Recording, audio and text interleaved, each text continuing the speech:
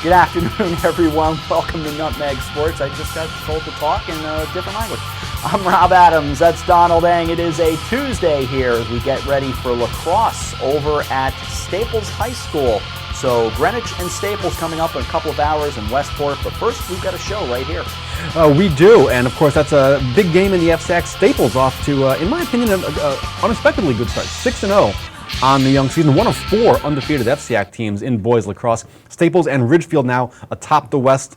Ridgefield 3-0, Staples 6-0, and then of course Darien, New Canaan undefeated on the eastern side of the bracket. I will admit, watching Greenwich play against Ridgefield a week and change ago, I was not impressed by what I saw just about a week ago, exactly, in fact.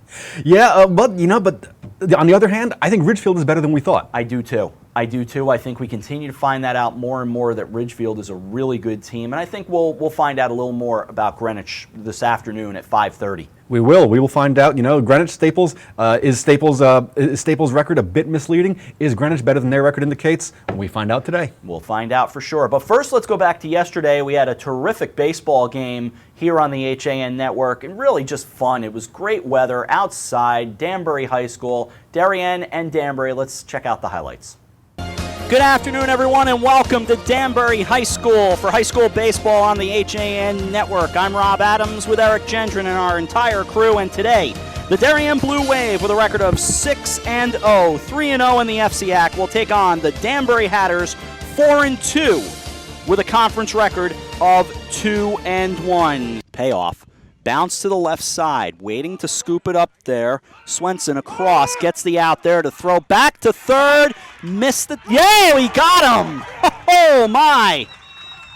I thought he might have missed the tag, Eric, but not the case. So it goes. Bases loaded. And a soft line drive. That falls. Fair ball.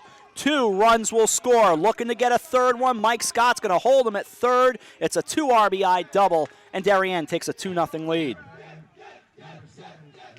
The 0-2 lifts it to center. It should get a run in. Ranging over Jordan. He'll put it away. Tagging at third, Hernandez. He will come on and score.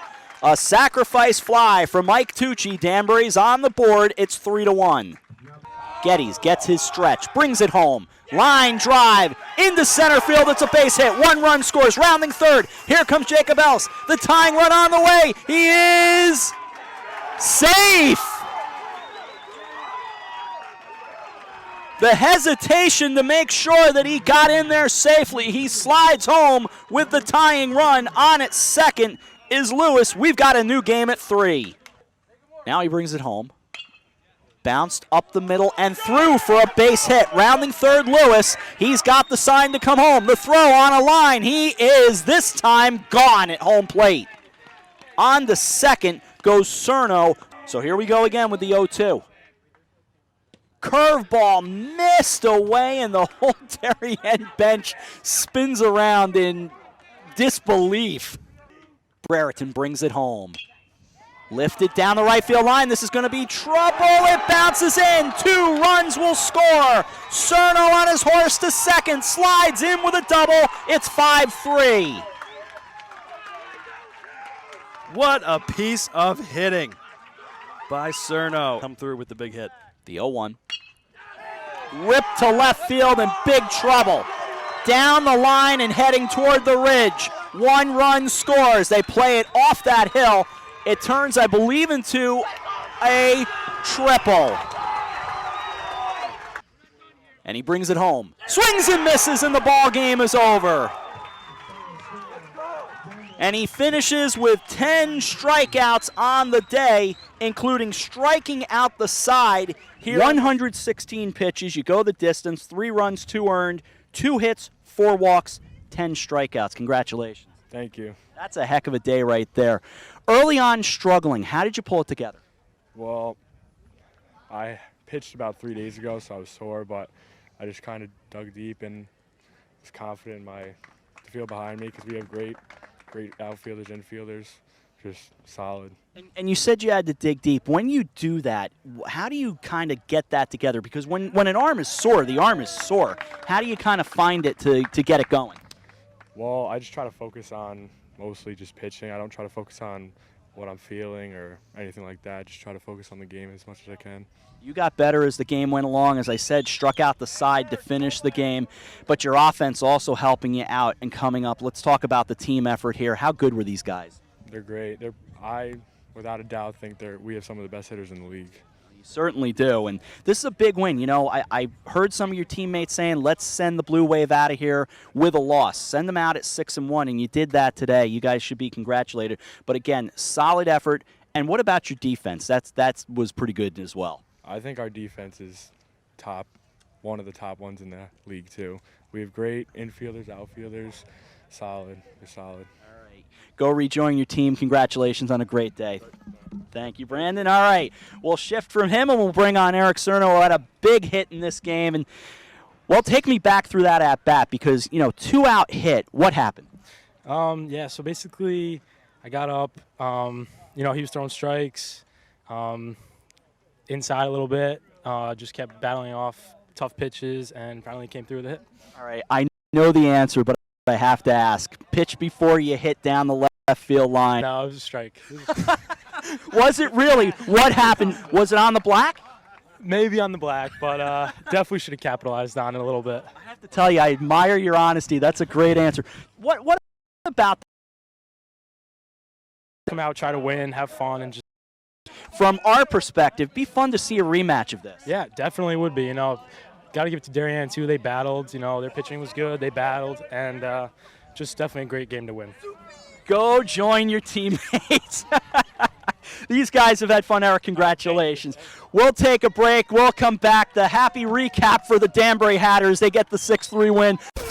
Had a sports injury or slip and fall that needs immediate care? Coastal Ortho Express Urgent Care gives you direct access to an orthopedic specialist fast without an appointment. Biking, golf, tennis, soccer, whatever the sports injury is, sprain or fracture, Coastal Ortho Express can help. Coastal Ortho Express Urgent Care open Monday through Saturday in the iPark building at 761 Main Avenue in Norwalk, or go to coastalorthoexpress.com. That's coastalorthoexpress.com. Like them on Facebook.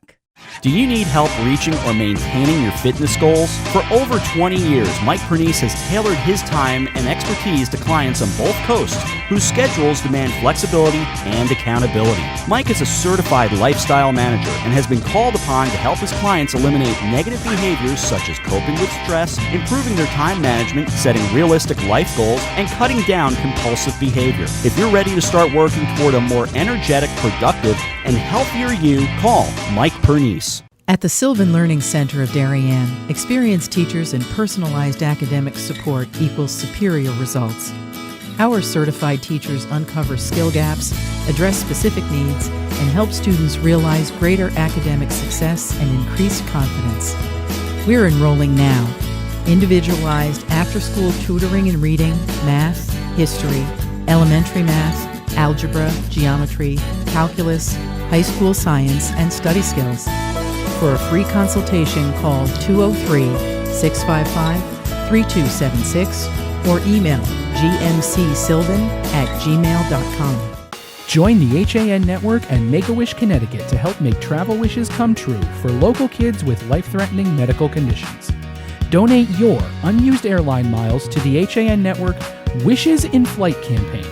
Over 70% of wishes granted involve travel, and your unused airline miles can help make kids' dreams become a reality.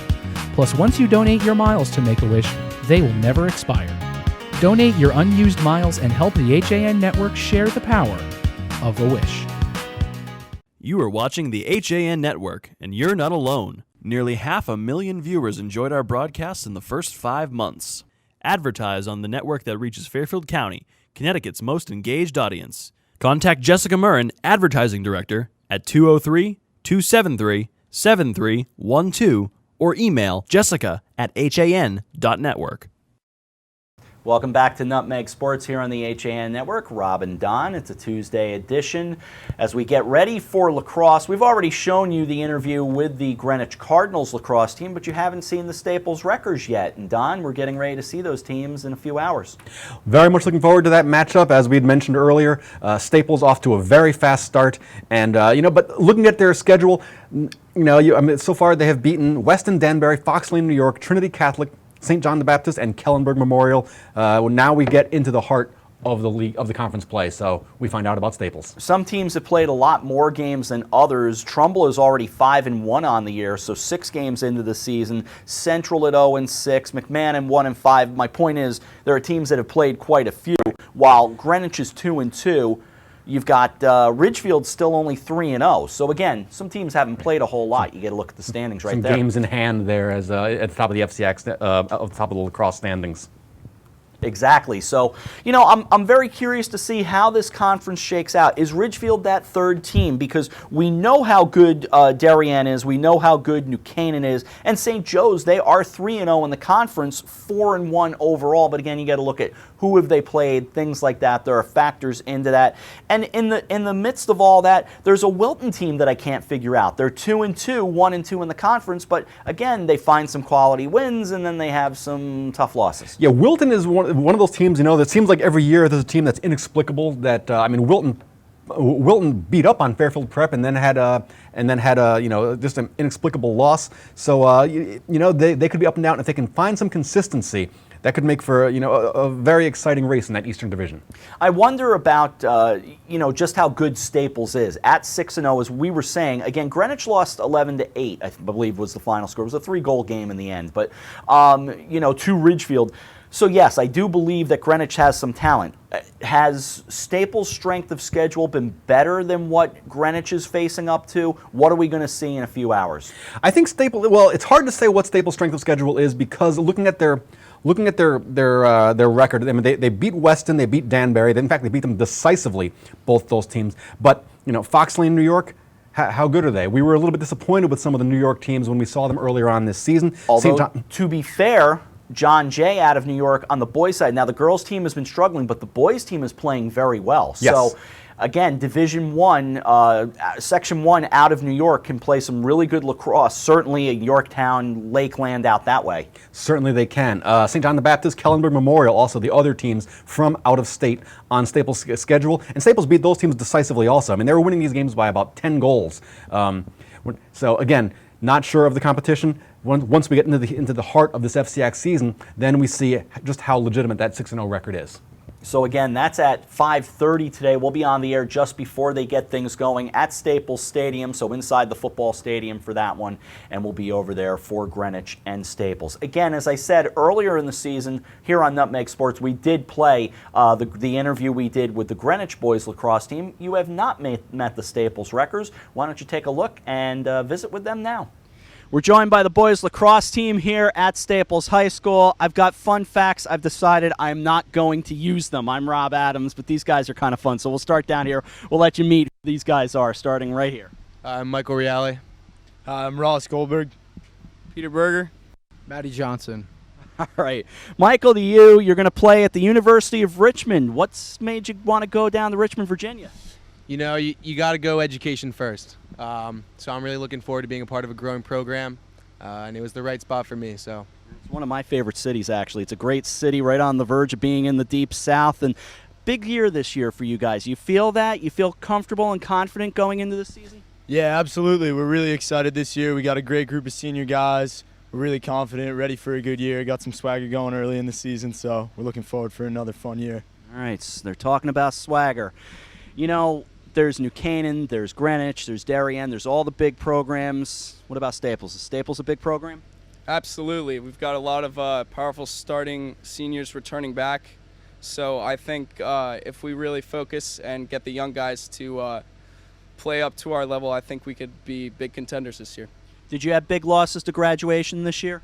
Yeah, we lost two of our key defensemen, Lucas Jackson and Isaac Paparo, but I think we have guys that are going to fill in nicely this year.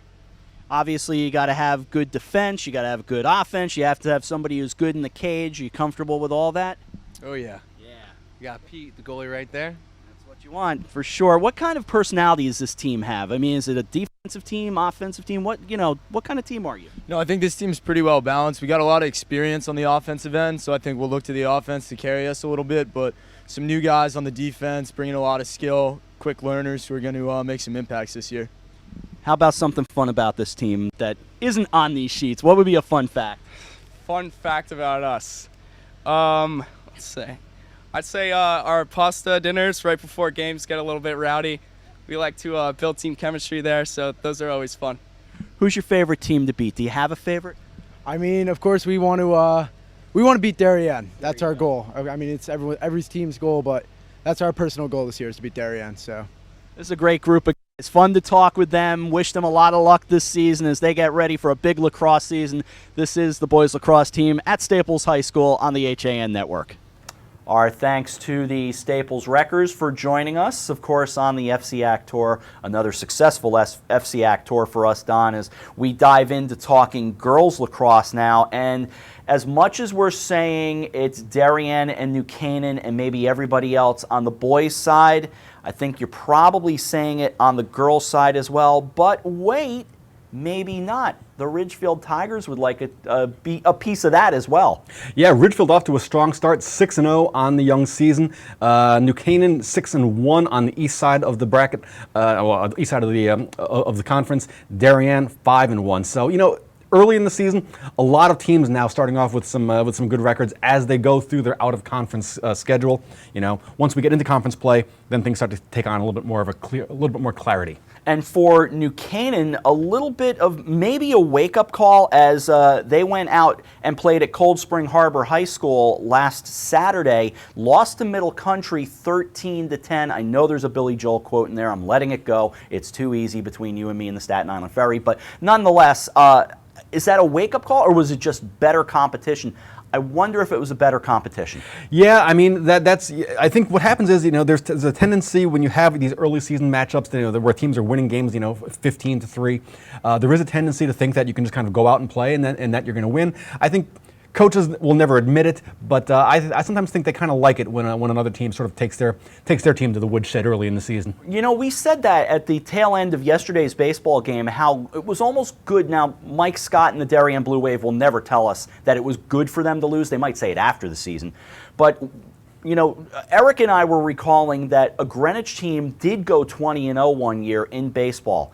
And I think you need to have that hiccup, much like the Patriots' perfect team of, well, let's not remind poor Eric of it, but you get the idea. You need that team to kind of have their hiccup along the way.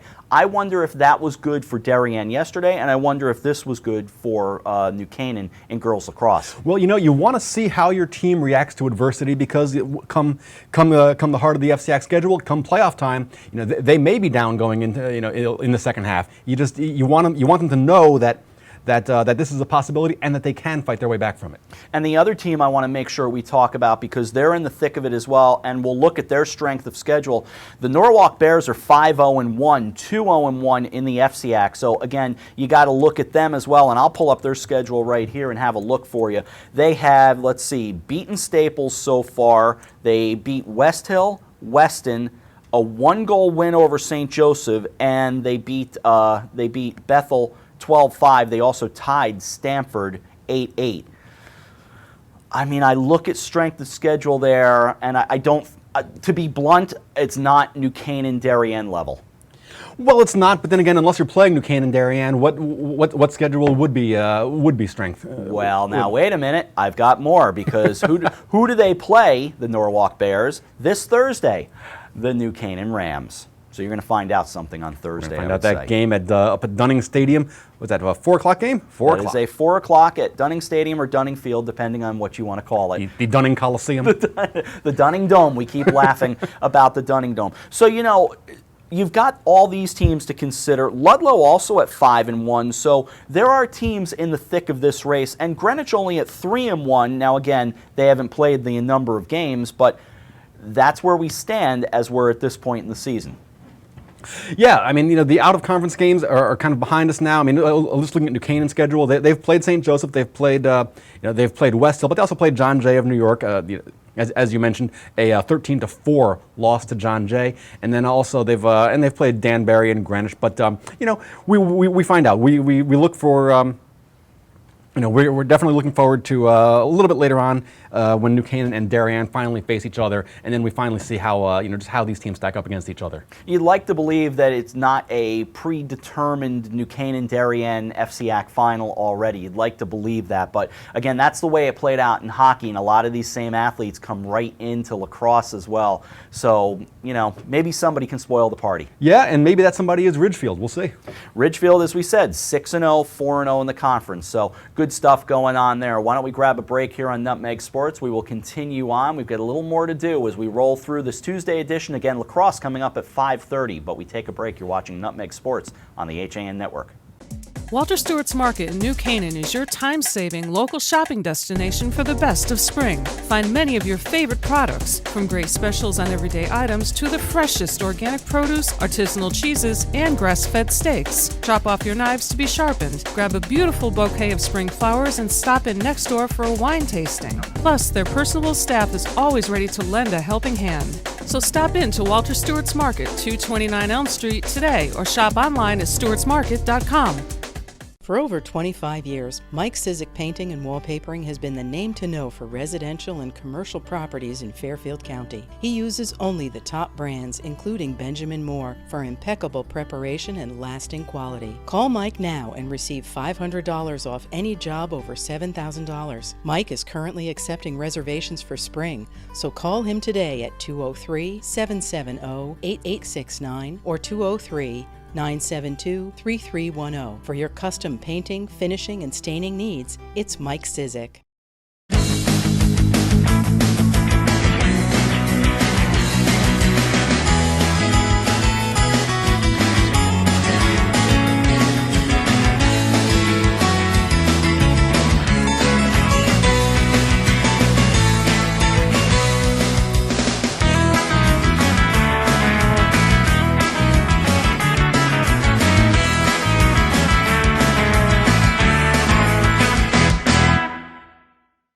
Are you hoping winter is finally in our rearview mirror? Can't wait for the air and water temperatures to start rising? Well, if the answer is yes, you need to get over to Darien or Westport and stop by the Dock Shop, where it's always summer.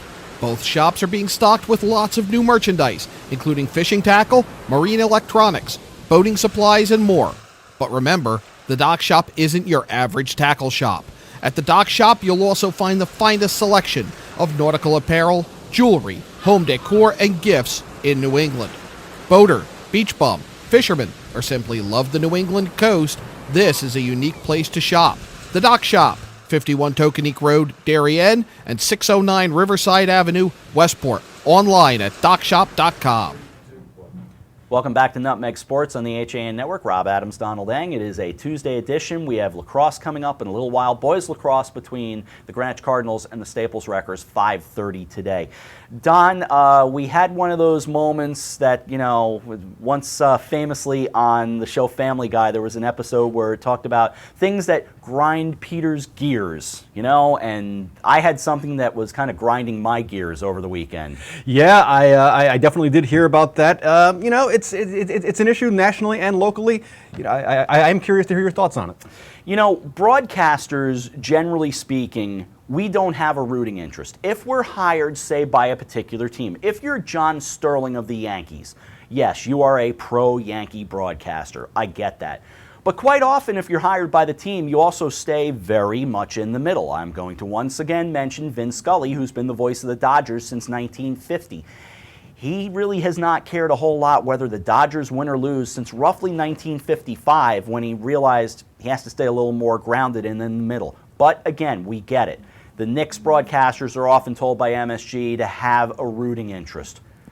But at another level, such as NBC Sports with the great Doc Emmerich doing hockey broadcasts, he doesn't care whether the New York Rangers win or lose. He doesn't care if Sidney Crosby has 1 goal, 10 goals, or sits in the penalty box all night. He's there for the drama. He's there for the excitement. He's there for the same reason I'm at Darien Danbury. I don't care who wins or loses. I want drama. At 3-0 yesterday in that game between Darien and Danbury, I thought, well, we might have another sleepy baseball game. And then all of a sudden the Hatters come back with 3, and I'm thinking, Extra innings, give me the drama, give me the walk-off, give me the crowd going wild. That's what I want. I don't have a rooting interest, Don. That's the bottom line here. And I think I flash back to something that happened last year. Eric Gendron and A.J. Simonowski joined me for the call of the girls, of course, field hockey FCAC championship. It was Darien and Wilton. And we had a comment thrown at us during the broadcast, off the air, that we were coming off too pro-Darien. I didn't hear it then. I still don't hear it.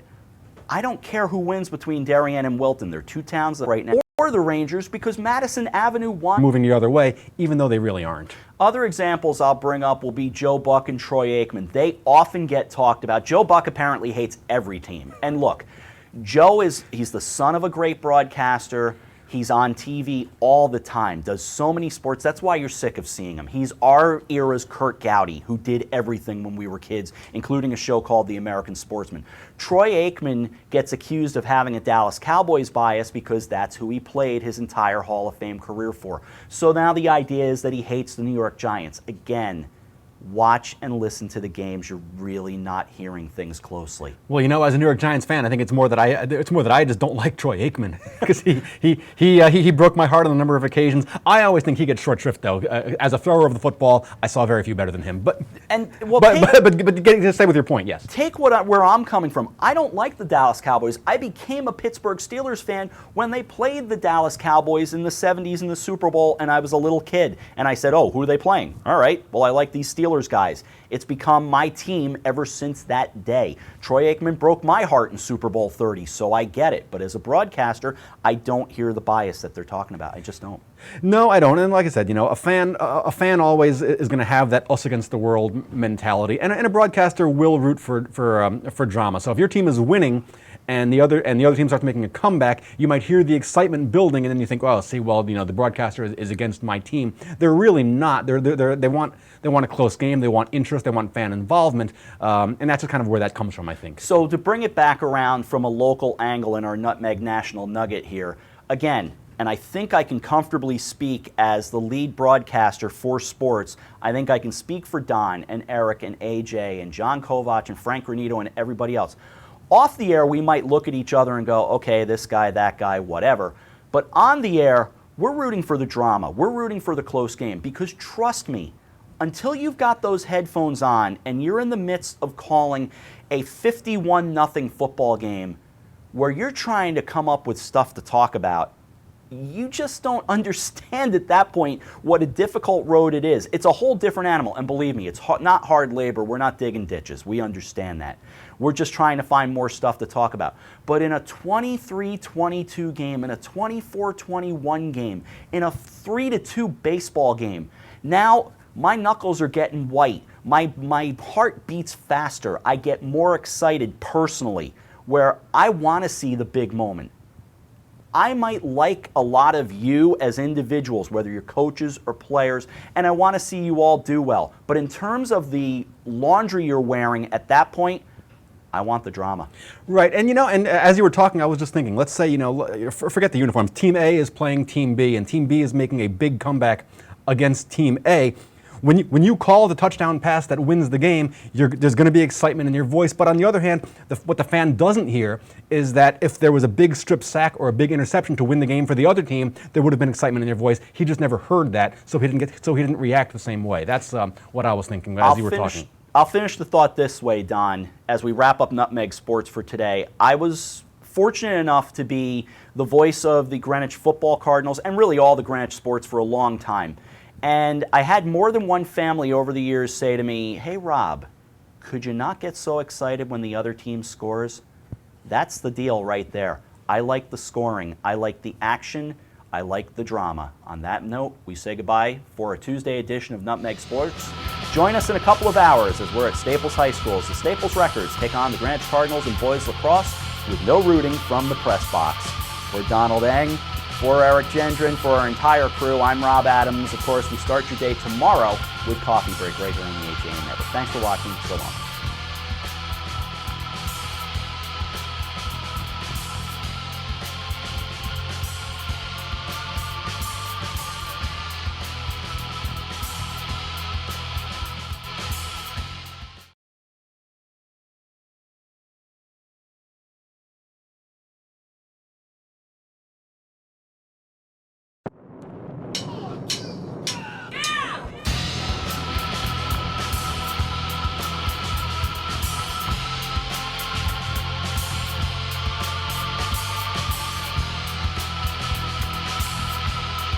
Good afternoon, everyone. Welcome to Nutmeg Sports. I just got told to talk in a different language.